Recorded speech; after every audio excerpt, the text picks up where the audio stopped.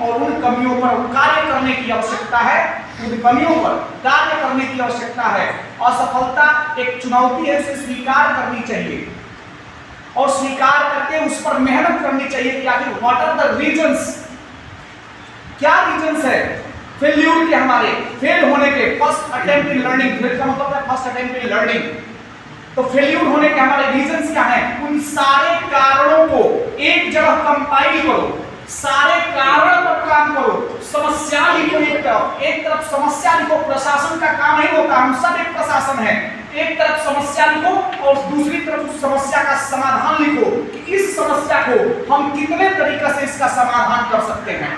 तो समस्या और समस्या का समाधान आपके पास होना चाहिए, तब तो जाकर के आप एक इंसान हैं। अगर समस्या है और समस्या के साथ आपके साथ समाधान नहीं है तो निश्चित रूप से हम कह सकते हैं कि आप इंसान की श्रेणी में नहीं है, आपको जानवर की श्रेणी में होना चाहिए। दूसरी चीज कहते हैं जानवरों के पास भी हर समस्या का समाधान होता है और वो समस्या का समाधान करने के लिए आपके पास नहीं आते हैं, वो स्वयं अपना समाधान कर लेते हैं। एक हम कहानी के माध्यम से आपको बताना चाहेंगे कि कैसे बुरा हम जिसको कहते हैं क्या होता है। एक बार की बात है, एक पथिक जो है, एक राहगीर जो है रास्ते में जो चलता है, एक राहगीर रास्ते में जाते जाते उसको कहीं से मिल जाता है क्या चीज? फूल, गुलाब का फूल, गुलाब का मिल जाता है। जैसे ही फूल, गुलाब का जो फूल होता है उसमें कांटे होते हैं और पता ही है कि कांटा चुभता है। कांटा क्या होता है? चुभता है। तो जैसे ही वो तोड़ता है तो उस व्यक्ति को कांटा चुभ जाता है। क्या चुभ जाता है? उस व्यक्ति को कांटा चुभ जाता है। जैसे ही कांटा चुभता है तो वह व्यक्ति जो है कहता है कि हे पुष्प, तुम कितने सुंदर और मनमोहक हो, तुम्हारे अंदर कभी न मिटने वाली सौरभ है, तुम्हारे पास खुशबू है, इत्र है, जिसकी वजह से लोग तुम्हारे तरफ आकर्षित होकर के आते हैं और हम भी तुम्हारी तरफ अगर आकर्षित होकर के आए हैं तो तुम्हारे रंग रूप को देख करके आए हैं। लेकिन तुमने तो मुझे एक बड़ा सजा दे दिया, तुम अपने पास आने का। मुझे क्या सजा दिया? आपने अपना कांटा मुझे चुभा दिया। याद रखिए, वो तो उसके रक्षार्थ हेतु था।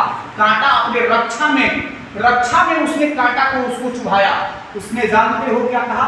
यह जो कहा वो सही आगे बढ़ा, उसका ये काम ही था, आगे बढ़ा। वो बागीचे में कोयल की आवाज को सुना। जैसे ही कोयल की आवाज को सुना, बोला कि हे कोयल, तुम कितनी मधुर बोलती हो, कितनी मीठास बोलती हो, कितना मीठा बोलते हो, लेकिन अगर तुम्हारे रंग काले न होते तो कितना अच्छा होता। एक जगह दोष निकाला तुम्हारे अंदर, क्या निकाला? तुम्हारे अंदर कांटे न होते तो कितना अच्छा होता। दूसरे में निकाला तुम्हारे अंदर तुम काले न होते तो कितना अच्छा होता। फिर वो अवगुण निकाल करके आगे बढ़ता है और आगे बढ़ने के बाद जैसे ही समुद्र के किनारे जाता है, नदी मिलता है, पानी उसका खारा होता है, समुद्र का पानी साल्टी होता है। जैसे ही समुद्र के पास जाता है तो समुद्र में उसका पानी जो होता है खारा होता है। कहता है कि हे समुद्र, कितने गहरे व शांत हो, तुम कितने गहरे और शांत हो।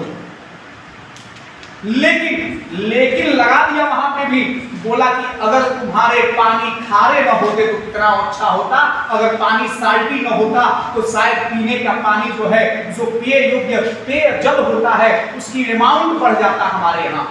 और हमको पीने के पानी के लिए अगला जो विश्व युद्ध होने वाला है, हमें ऐसा लग रहा है, हमें सपने आ रहे हैं कि अगला जो विश्व युद्ध होगा वो पानी के लिए होगा और लोग पानी के लिए एक देश दूसरे देश पर टूट पड़ेंगे। पहले गृह युद्ध होगा, आपस में राज्य लड़ेंगे, राज्य लड़ेंगे और राज्य की लड़ाई जो होगी, गृह युद्ध जो होगा वो बाहर पहुंचेगा, उसका देश आपस में लड़ने लगेंगे और पूरा देश जो है आपस में लड़ करके बम के ढेर पे बैठा है। हमें लगता है कि उस समय कहानी सब समाप्त हो जाएगी और इंसान की इंसानियत खत्म हो जाएगी।